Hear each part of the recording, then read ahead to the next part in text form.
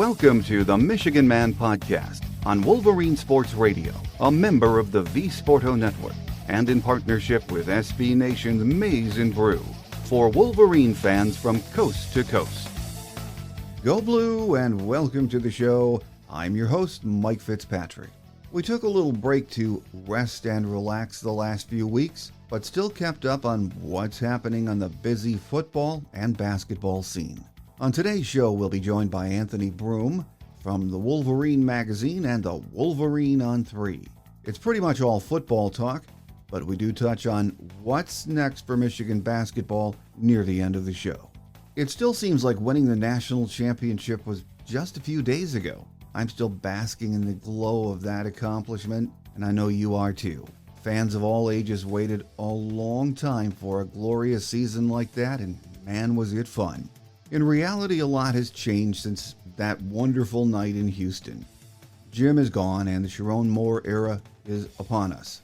Spring practice started this week, and while this isn't a rebuilding job, it is still an important spring for the future. A new coaching staff, a new quarterback and offensive line, a new DC, plenty of talent on defense to carry the team this fall while the offense finds its way. As long as I've been around Michigan football, we say the same thing this time of the year. It's a pivotal spring for Michigan. It really is. But at the same time, it's also very exciting. The only down news right now is the report this morning, and we're taping on Thursday, that D-line coach Greg Scruggs has resigned, and we know why. He was hardly here, and replacing him is a priority. But the timing with spring ball underway couldn't have been worse. My guest today says this year's team still has the pieces to make another run at the playoffs, especially with the expansion to 12 teams. It won't be easy, and we might need a few pieces in the portal next month, but we are in good shape for the coming season. Joining us next on our Game Day segment is Anthony Broome from the Wolverine ON3. So stay with us.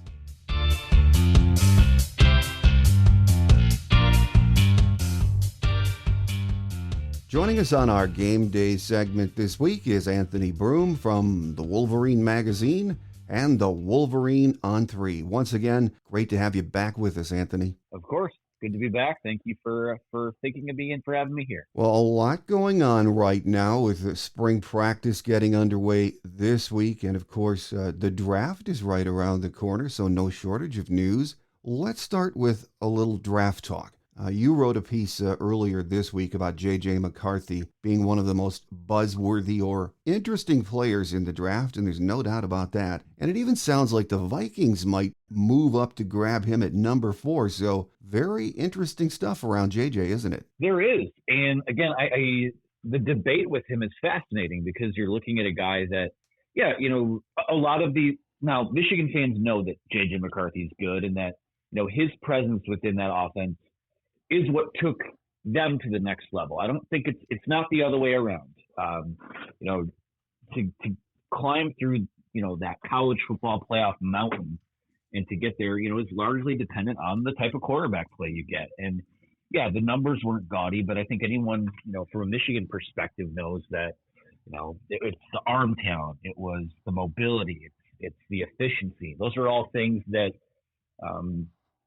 for us, when we hear that he's a potential first-round guy, you're not really all that surprised by it. But, the nation is starting to kind of catch up to it because they watch the way that Michigan plays offense and they go, wow, it looks like, do they really trust him to throw? He's a game manager. And we know that's not the case, right? So I think what the interesting thing is seeing all of these teams and all of these draft people, and make no mistake about it, it's not just, the Mel Kipers of the world anymore. You got a million guys on Twitter now. You got the NFL Network crew. You've got all these, all this draft media and the hoopla around it. And, they're starting to learn the things that we know about J.J. McCarthy, and all those skill sets that we just, that we just discussed here. So, for me, again, yeah, I'm Caleb Williams is a potential generational guy. Drake May and Jaden Daniels certainly could be very good quarterbacks. But when you look at J.J. McCarthy, that's the guy where I think a lot of his draft stock is projection. I think he has the tools to be a really good NFL quarterback.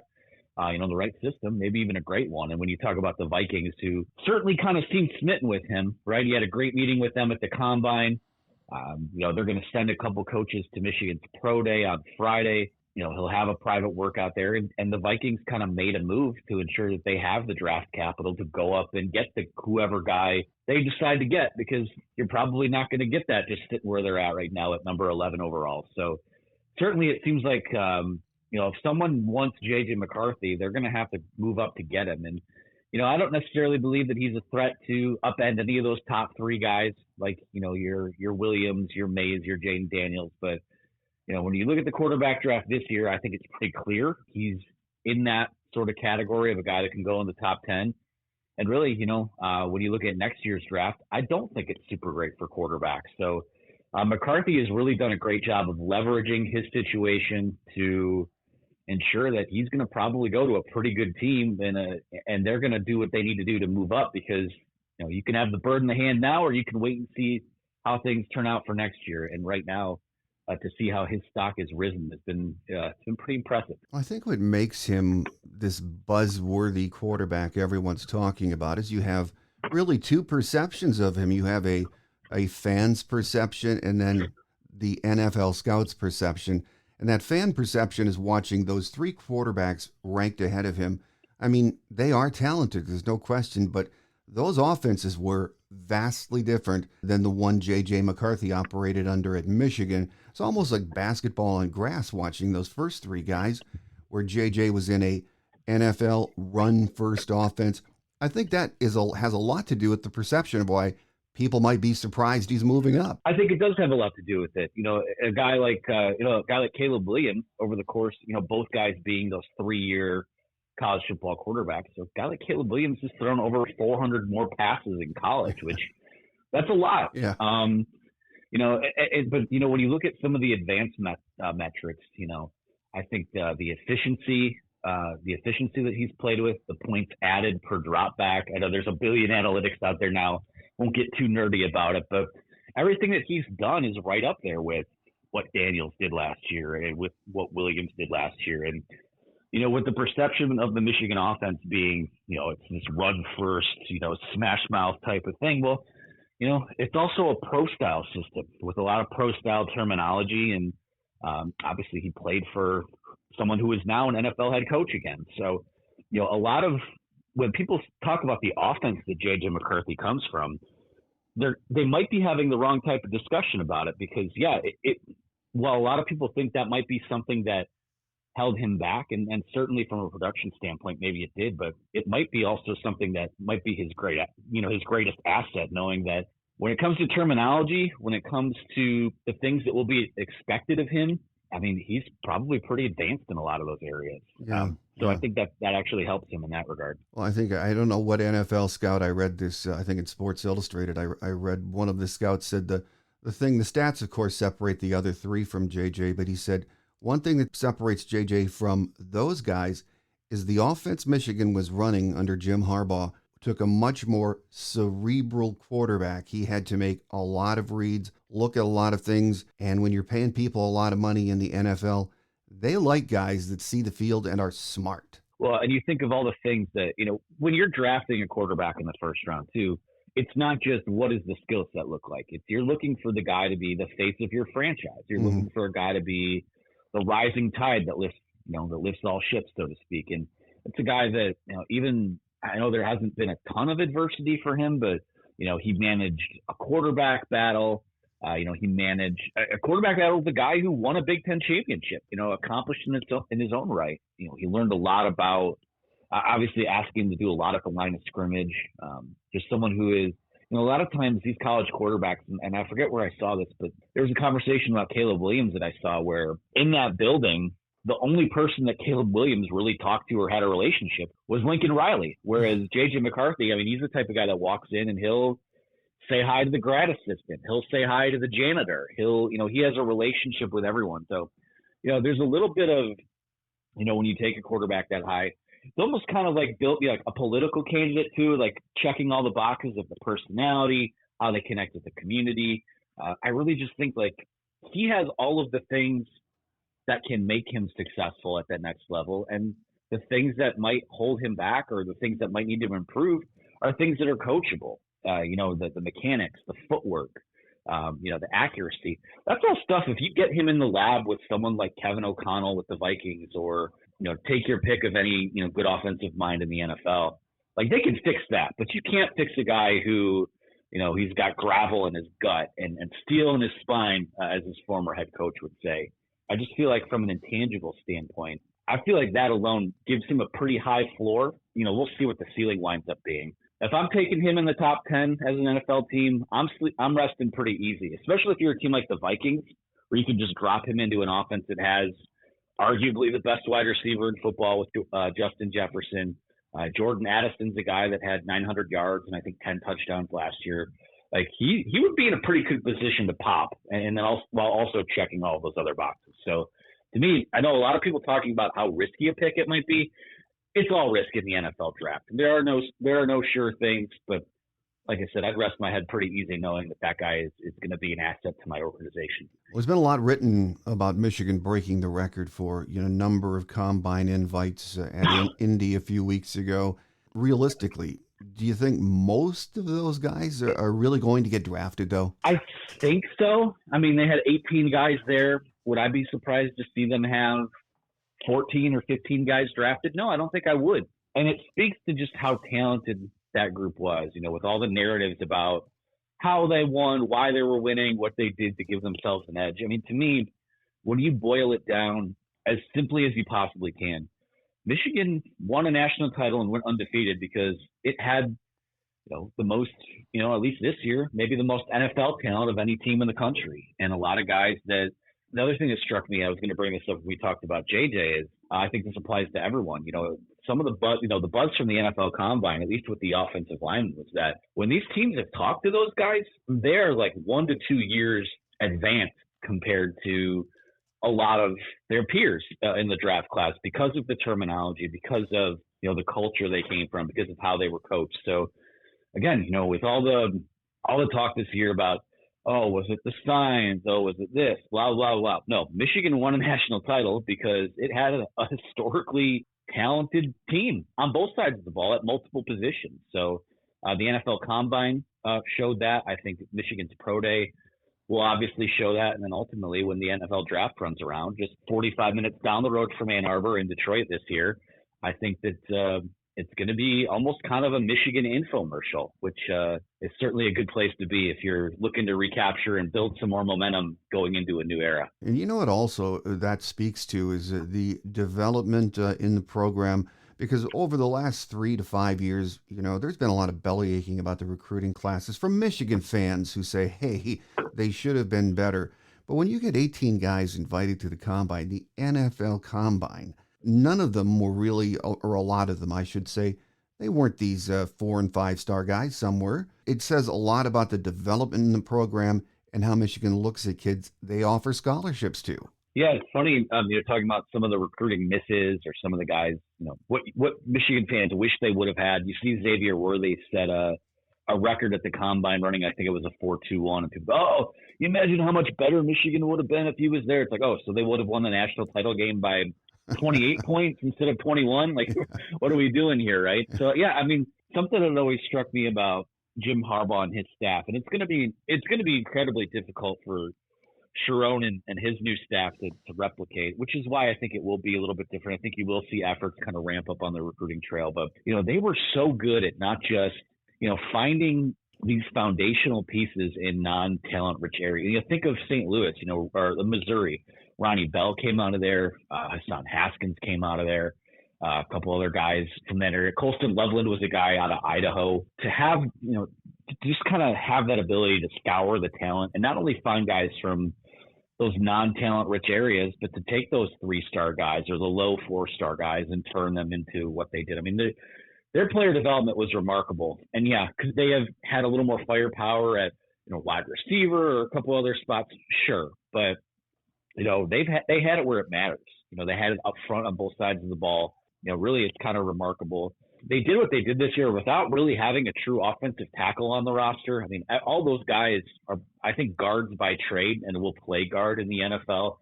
So, and even the feel too, you recruit a guy like Mike Sainer still, and he starts the first 3 years of his career at wide receiver. And then to not only flip him over the defensive side of the ball, just to see what you might have as someone who could replace Daxton Hill. But then he becomes maybe, outside of Charles Woodson, maybe one of the best defensive backs in school history is remarkable. And it's that type of touch, that type of feel from Jim Harbaugh and his staff that molded them into what they were. And they also, they worked incredibly hard at it too. And that's so often the cliche, oh, well, they're so together, though they work so hard. No, this team was hard work and manifestation to a level I've never seen before. And, it obviously materialized into what their regular season and their national title run was, but it's also going to materialize into, I think, a lot of guys, setting themselves up to have really good NFL careers too. So, yeah, it was remarkable to see how they were able to pull that off. Well, as we said at the top of the show, spring practice is underway this week. And if there's one position battle everyone has their eyes on, it is, of course, at quarterback. And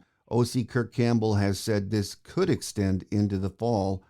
Do you think the starter could be on the roster right now, Anthony? It's possible. I think in the right set of circumstances, it could happen. If I were a betting man, I do think that there's probably a good chance another arm to some extent is brought in via the transfer portal when that window opens. But, when you talk about that job potentially going into the fall, I certainly think that'll be the case, because right now they have 5 guys that are in consideration for it. You've got Jack Tuttle and Davis Warren, Alex Orji, Jaden Denegal, Jaden Davis. I know he's a true freshman, but they're going to give him a crack at this thing because he could be a guy that talk about foundational pieces moving forward. So I think everyone's going to get a fair shot.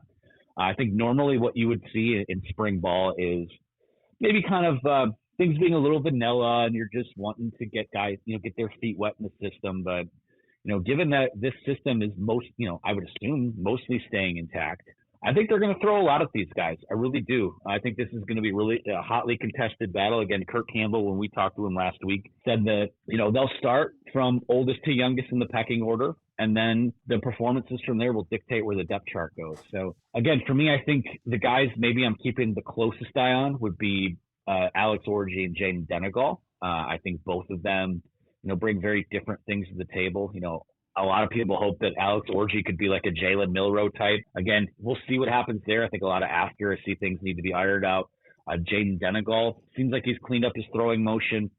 Maybe more of like a Wilton Spate type of mold in terms of a quarterback, not making a direct comparison. But, I do think that there is a chance that their starter is not on the team yet, because really when you look at this roster, and it has its share of questions when you lose that much talent, there are always going to be those questions inherently. But I really do think a good to very good starting quarterback could help this team be right back in the mix. And obviously, with a 12-team college football playoff now, you could be in the national title mix, still having lost 2 games, or heck, with the schedule they have, I think that maybe even 9-3 could get you in. So again, you want to see them win all of their games, as many games as they can. But in this new setup, you have a little more wiggle room. I think the schedules that they'll play moving forward kind of keep the door open for, this 3-year run they've had to the playoff. I think it could be a 4-year run. So we'll see what happens there, but a lot to sort out. It's tough to put your finger on it, because they're clearly these battles have 2 guys, maybe 3. Mm-hmm. We're talking about 5 guys on the depth chart that could have a legitimate claim to the job. And it's scary, but also kind of exciting, because I think the competition will be good, and I think the more of it they have, the better they'll be. Well, one of the more interesting moves in the offseason really took place last week. Tony Alford leaving Ohio State and coming to Michigan. And I'm still surprised that happened. That's fascinating, isn't it? Kind of bizarre, right? Yeah. I don't know how else to really describe it. Like Ohio State had started spring ball. They were 2 practices in. So he was part of the plan on Ryan Day's staff of what their spring football was going to look like, and then started executing that plan. And then obviously the switch was made. Again, it kind of goes hand in hand with what I said earlier about, for what my money's worth, I think Mike Hart is the best developer of running back talent in the country. Now, leave a bit to be desired on the recruiting trail, absolutely, which is also tough to say given that he signed a top 100 guy in this last cycle in Jordan Marshall, who I think is going to play early on for them. But I think Mike Hart was a tremendous assistant. And It's a bummer to not see him back on the staff, whether it be a personal reason or something else. I'm not exactly sure why that is. On the same token, you can't. The people get bogged down in saying, "Well, you got to find an upgrade, or you got to find someone who's as good as Hart." I don't know that you're going to find anyone as good as Mike Hart, but you look for the next best thing. And Tony Alford's a guy that spent almost a decade in Columbus, 5 or 6 years in South Bend at Notre Dame before that. And an extremely good, a really good developer. I mean, you look at all the guys that, the 1,000-yard rushers they have there.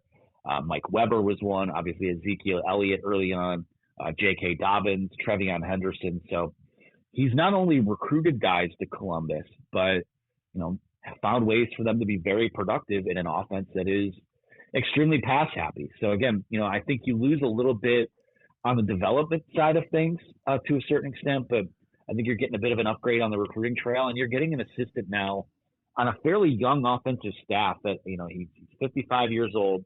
There's a gravitas about him. There is, the experience there mixed in with, some of these up and coming guys that they have. And I really do think it's something that's going to fit like a glove. Little weird to start, but I think there's a heck of an exclamation point to put on his staff for Sherrone Moore. So really nice job there. And just adds another layer to a rivalry that just continues to get more and more interesting in different ways. Well, in that running back room, Coach Alford's going to have a lot of talent to work with, of course, led by Donovan Edwards. There's depth that he has to work with. A lot of it's unproven and young, but your thoughts on that running back room? Listen, I mean, it's another position where when you lose a guy that is arguably the best running back in school history in Blake Corum, there's going to be a natural drop-off. I think Donovan Edwards is finally getting his shot that he thought he would have last year to be this team's lead back. I think he'll certainly get the first crack at that. A lot of things that he needs to improve on. I mean, I was watching actually a lot of the games from the 2022 season recently, and Donovan Edwards, it seemed like he ran harder the season before last. It seemed like he was running through contact just a little bit better, and I don't know if that had to do with injury or, he's always kind of been a volume guy too. So maybe more consistent carries is going to help unlock that for him. And then obviously, no one can hate on what he did in the national title game. Just a remarkable performance and a heck of a springboard into the offseason. I think he'll be fine. I think that you're probably looking at a scenario where I think given the way that Michigan wants to run the football, it's going to be 1A and 1B again. And the question now is who's going to be that 1B. I think if Kalel Mullings, is able to get that opportunity, I think he can fit that role as a power runner that has some of that juice to make guys miss in the open field. I certainly think with more of an opportunity, and at times last year he probably should have gotten more of an opportunity.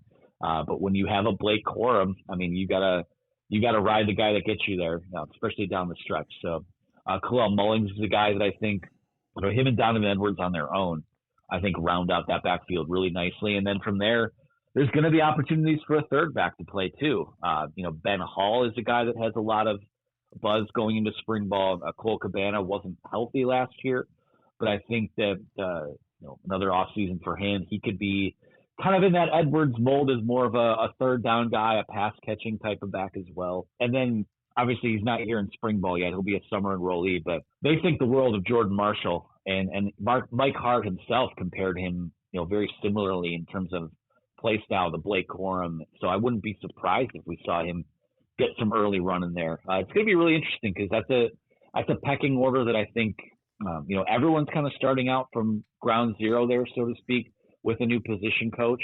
So that pecking order that gets sorted out now might not necessarily be what it looks like in the fall. I think that Marshall, though, I really do think that he's going to be a star. Maybe he's a guy that we're talking about this time next year as, who's the lead back in Michigan's offense?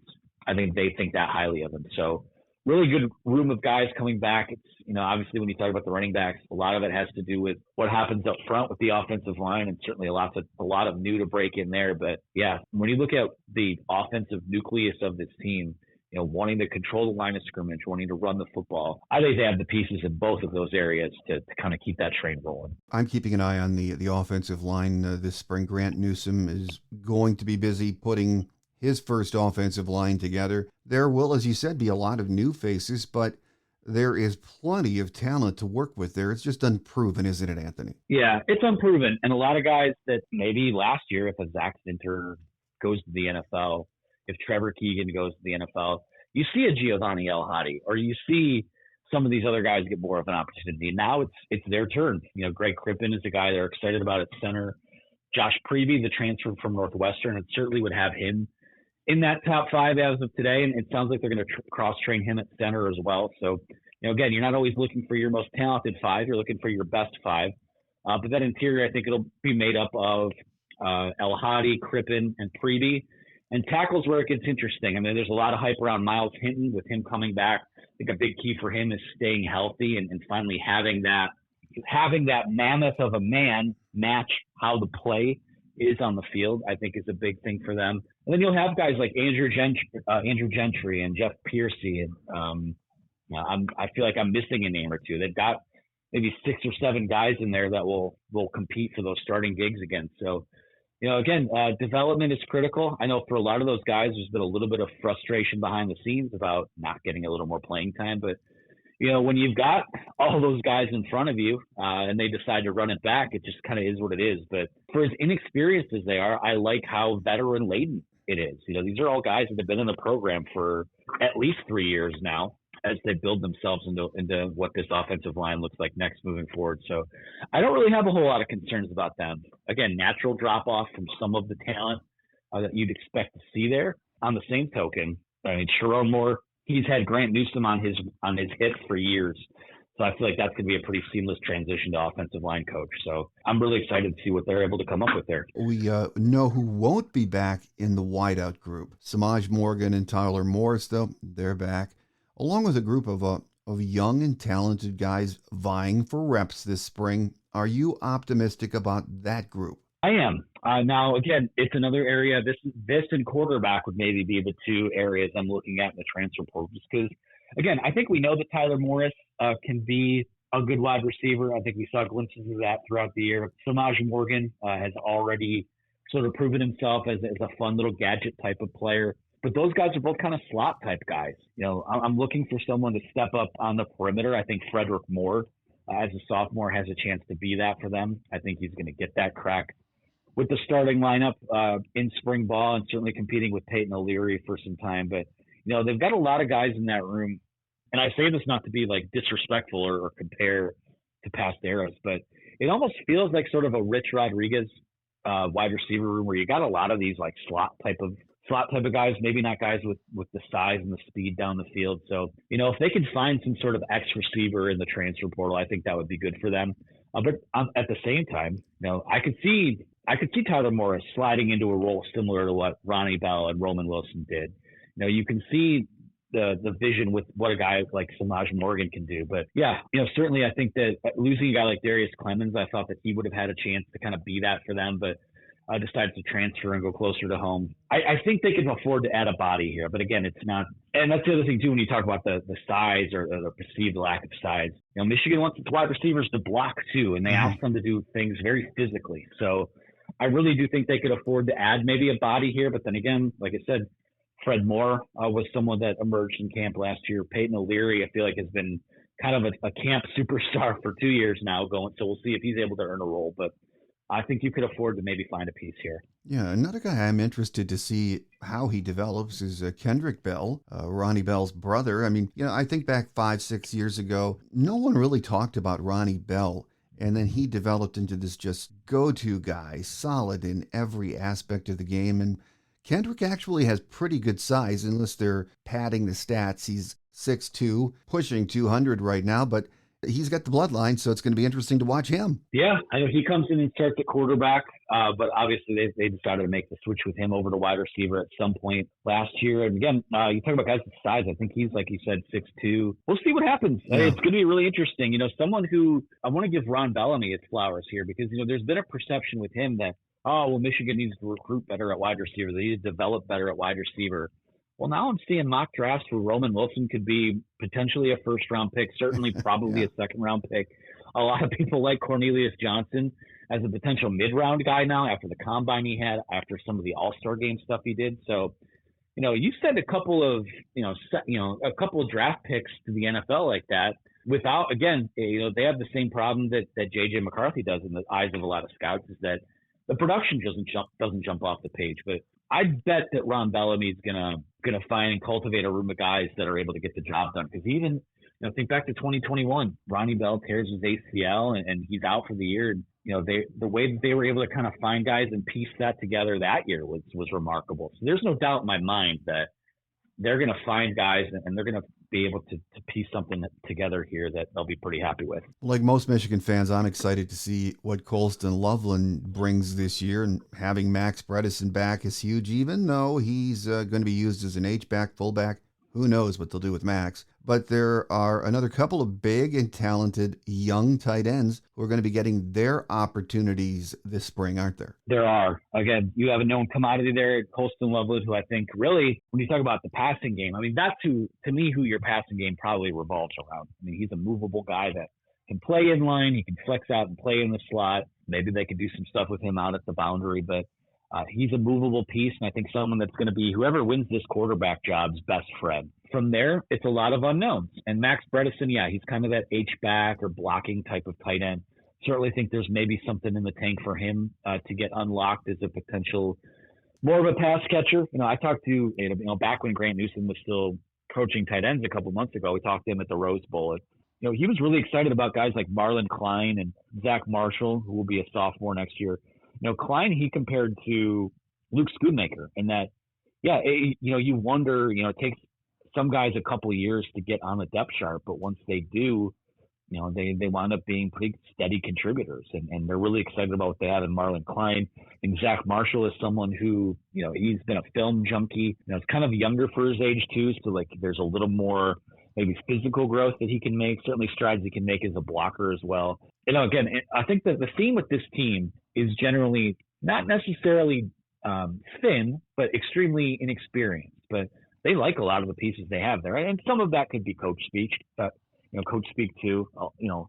When I remember talking to Jim Harbaugh, if it was talking in a spring practice or something in fall camp, if you ask him about one player, not only would he start listing off every guy in that position group, but then he starts listing off everyone at every position group. So by the end of the press conference, you just hear, oh, well, he just likes everybody. So there are some contenders there. Again, I think it might be another spot where if you're looking for a little more experience, you can find maybe an A.J. Barner type in the portal. But in the here and now, I think that they're pretty comfortable with what they have there. Well, over on the defensive side, Wink Martindale is in. To most of us, he seems like another great fit for Michigan football. And unlike the offense, I think most of us expect the defense, while maybe not as deep as it has been the last few years, should be darn good again this year and carry this team at least early in the season, Anthony. Yeah. The one thing about, we talked to Wink Martindale last week, and the one thing I think we can all safely say about that guy is that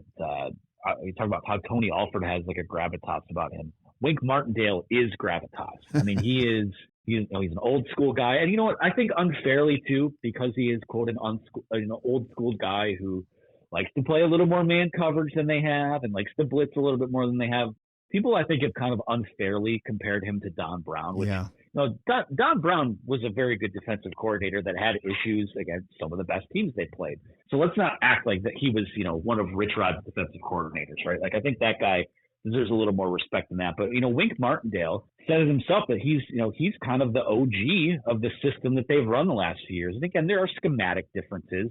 There are some philosophical differences, but, you also don't get the sense that he's a guy that's going to run what the players are good at and what they're comfortable with. Whereas if they did something wrong under Don Brown, he'd just have them line them up out there and do it again. I think that Wink is, he's a player's guy first and foremost. I think, a lot of what he's talked about is, when they've been having these meetings ahead of spring ball, there have been players in there and he invites them in and wants their input. And if they say, oh, well, that's just this, we called it that last year. I'm like, all right, well, let's just keep the terminology the same. And there's some things that I think are going to, remain unique to him, but the man knows how to call a defense.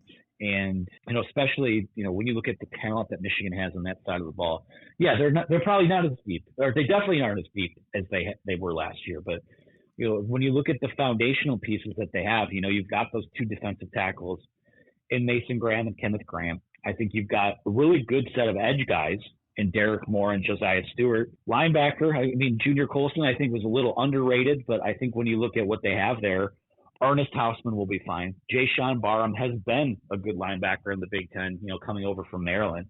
And in the secondary, when you get a guy like Rod Moore who, when it comes to IQ and smarts, Martindale, compared him to a guy he coached in Baltimore, Eric Weddle, who was one of the best safeties in the league. McCarthy Page is back, and then Will Johnson, of course. I mean, he is going to kind of be the straw that stirs the drink back there. Someone who could be a top 5, top 10 pick, this time next year. So, there's going to be a battle at nickel. You lose Mikey Stainer still. That's huge, but once upon a time, losing Daxton Hill was huge too, right? So we'll see what happens with who they can fill that in with. And I think for the second year in a row, there'll be a battle for that number 2 cornerback job. And wouldn't be surprised to see them add a body there again, like they did last year. I remember Josh Wallace wasn't added until after spring ball and then, went on to play really well. So that defense to me, I mean, I have very little concerns about them, to be frank. I think that side of the ball to me is what gives them the most chance to sustain the success they had last year heading into this year. No, I absolutely agree with that. I am not worried about the defense. One of the questions that I'm getting a lot, we have a lot of worry warts who listen to the show, and that's the kicking game, not the punting game, but the place kicking. And I know Adam Samaha was a kid that had a great high school career downriver. I think played his senior year at Ann Arbor Huron, has a heck of a leg, did well at all of the kicking camps. But, I'm not hearing much, especially in the way of positive vibes about him. Is he still in the mix for that job, or do you think Michigan has to hit the portal again this year for a kicker? Yeah, it's tough to say. I mean, again, when you have a scholarship guy, and Michigan's one of the few schools that does continue to use scholarships on their kickers and their punters. So I think that certainly I think the talent is there. We'll see how it goes in camp. Haven't heard any really feedback from the early stages of it, but you're also not hearing like last year. They spoke with conviction that Tommy Doman was the team's punter and he might even handle kicking duties too. You're not quite hearing that same talk, which does make me wonder, but again, it might be another situation where you evaluate in the spring and then he doesn't perform well, or doesn't perform up to the standard you're quite looking for, then you either open up the competition a little bit more or you hit the portal for a guy. So, given that special teams, will remain an emphasis at Michigan, given that they do have an assistant coaching spot earmarked for that in special teams coordinator J.B. Brown, who is a Jay Harbaugh guy. So you would think a lot of those same sort of philosophies and such would apply. I think what happens in the spring will be very telling, because I don't know if there's really a ton of competition for him on the roster right now. I know Hudson Hollenbeck was the guy that did some kickoff things last year. Maybe he gets into the mix there, but I really do think it's kind of Samaha or a potential transfer at this point. Well, when we talk about the portal, Michigan has done a great job the last 3 or more years picking up key contributors, especially after spring practice.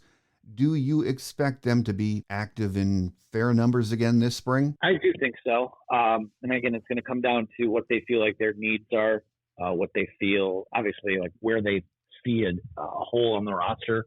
And I don't know that I necessarily see a ton of them, but again, quarterback is the most consequential one. So and people always ask, well, who might candidates be? What should we look for? It's tough to give names. I don't like to give the names out of guys you'd be looking at when they're still out of their schools. Yeah. The one thing I would say is, you just got to be mindful and maybe take an interest in some of these schools in spring that do have quarterback battles that maybe you do. There are certainly rooms across the country that have no shortage of guys that could probably compete at Michigan. So we'll see what happens there. That's where it also helps, to have a GM now in place under Sharon Moore and Sean McGee, who, is going to play a big role in the transfer portal and NIL and recruiting.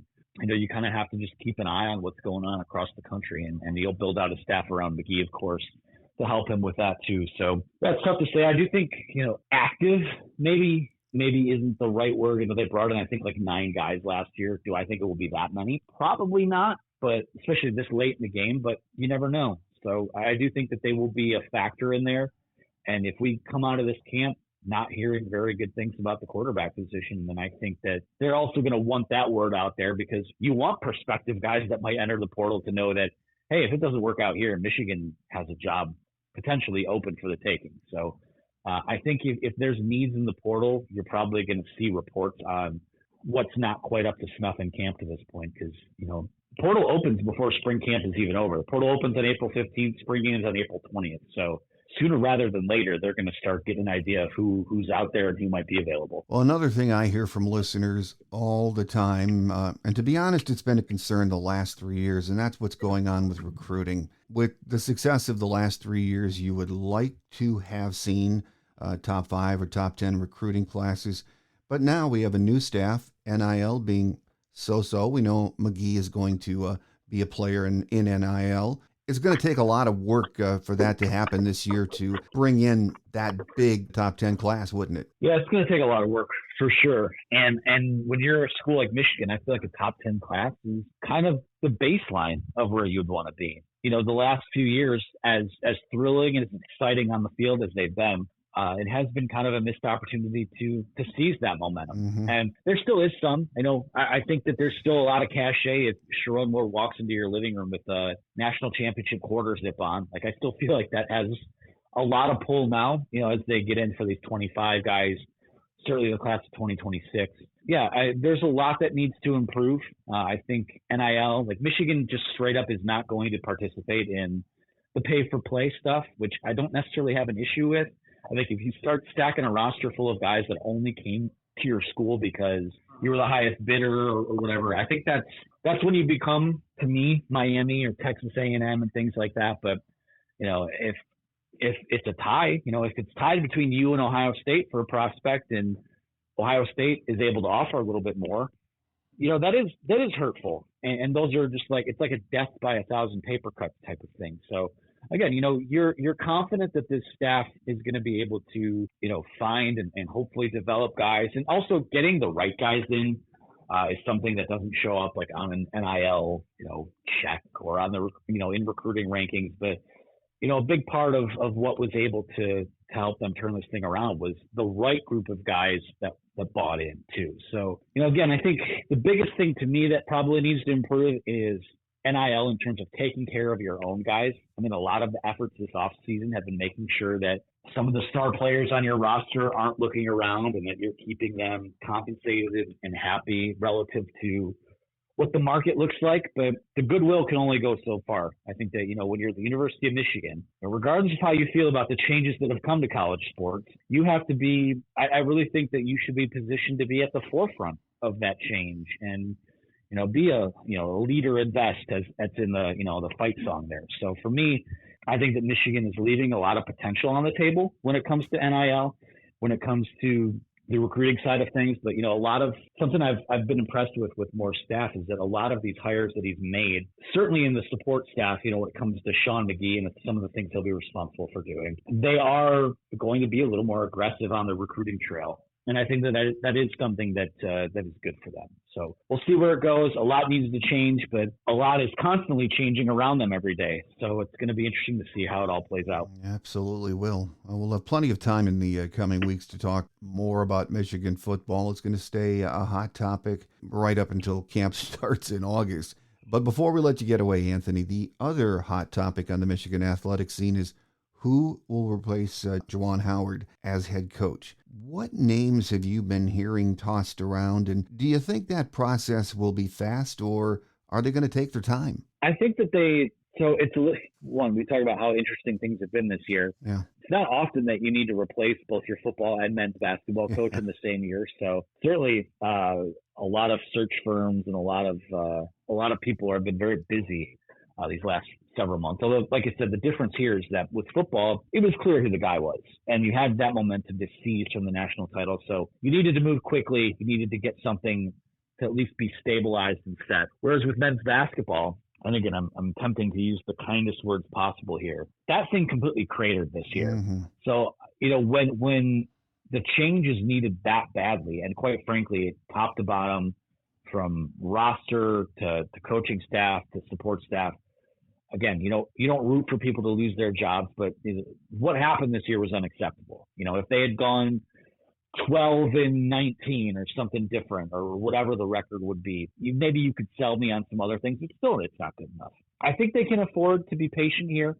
I think they will be patient because part of it too is a lot of the guys that you're probably looking at. And I do think that obviously head coach experience would be the number one thing in the search, given how things went with Juwan Howard and being a first-time head coach.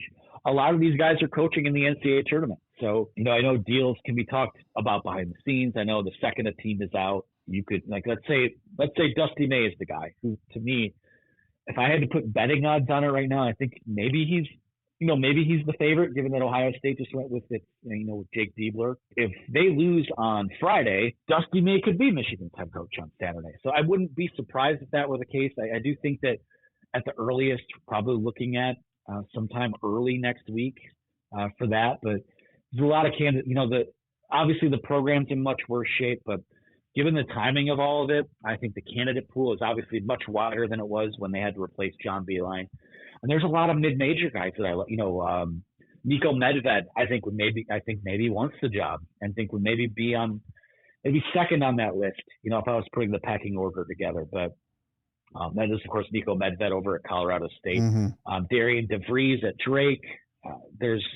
I feel like when we put out our hot board on it, there were like 12 names on there. So a lot of them are escaping me. But again, I think that there's a good chance that they're able to get a good hire out of this. But I have no issues with it taking time because people have freaked out about seeing players jump in the portal, and obviously Doug McDaniel gone, Terrace Reed gone, and no disrespect to those guys. I like the guys, but when you win 8 games, if guys leave, it's just kind of like, well, we'll see who comes in to replace them because that's just the climate it is now. So I do think, like I said, I think that they're going to get a good coach out of this. I really do. They have those same questions that we just talked about with NIL and recruiting. Yeah. That's what the basketball coach that, considers this job is going to ask about. And they better have a pitch ready for him because it can't just be, we are the University of Michigan and we've done this, we've done that. No, you have to have a vision moving forward. And if you can't sell that vision, then that's when you start winding up with, the third, fourth, fifth, sixth guy on your list that maybe winds up being in the mix for the job. So I think they can afford to act slowly, but they have to act with conviction and make sure they get their guy and maybe take a big swing. There might be names in the mix for it that we haven't heard yet, which would be a lot of fun to find out too. But yeah, I do think they're gonna comb the nation for a guy, and we'll see what happens from there. A lot of stuff going on with that, and really all over the athletic scene at Michigan right now. So it's been great having Anthony Broome with us today from the Wolverine Magazine and the Wolverine ON3. Anthony, thanks for being so generous with your time. Always great to have you on the show, and we look forward to another visit soon. Of course. Thank you for having me.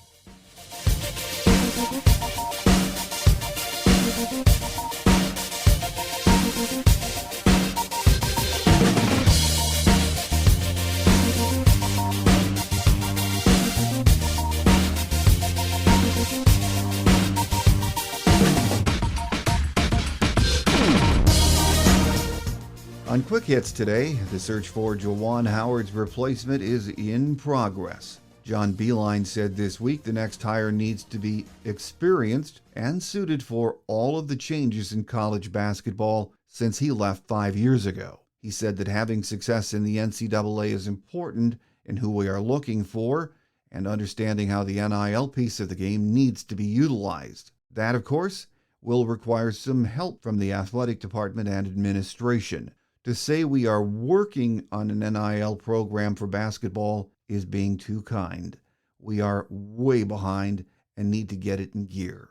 As Coach B said, the next coach will need to know he is supported in that regard, and in all other areas, he needs to be competitive in this ever-changing environment. Coach Kim Barnes-Arico and her team are making the 12th NCAA tournament appearance in program history and 6th in the last 7 seasons after the 20 tournament was not held. Michigan has an 11-11 overall mark in the tourney, highlighted by the program's first ever trip to the Elite Eight in 22. 9-seed Michigan will square off in the round of 64 against Kansas on March 23rd in the West Regional being held in L.A. Number 10 ranked hockey plays for the Big Ten Tournament Championship against number 5 Michigan State on Saturday at Munn Ice Arena in East Lansing. Puck drop is set for 8 p.m., and the game will be broadcast live on the Big Ten Network. We are 21-13-3 heading into this weekend's big action. Softball used 2 home runs in the second inning to secure a 2-0 shutout victory over Oakland in its home opener on Tuesday. Due to forecasted inclement weather, the weekend series against Purdue has been shifted back a day. Saturday and Sunday's games currently remain unchanged, while Friday's originally scheduled game will now be played at 4 p.m. on Monday. Sunday's game promotion is free winter glove giveaway. Never a good thing for a softball game, but it's still that iffy time of the year weather-wise, which we are all too aware of here in the Mitten. Michigan's record is 17-11 overall, heading into this weekend's Big Ten opener. Baseball will start conference play with a weekend trip to Penn State. U of M's Big Ten season will open Friday, with first pitch scheduled at 5:30 p.m., before a game on Saturday at 2 p.m., and the series finale at 1 p.m. on Sunday. All games will be streamed live on Big Ten Plus. We are 7-14 heading into this weekend's action. That will do it for another show. We'll be back next week with the latest news, so make sure you join us. Have a great Wolverine week, everyone. I'm your host, Mike Fitzpatrick. Until we meet again, take care, and as always, go blue.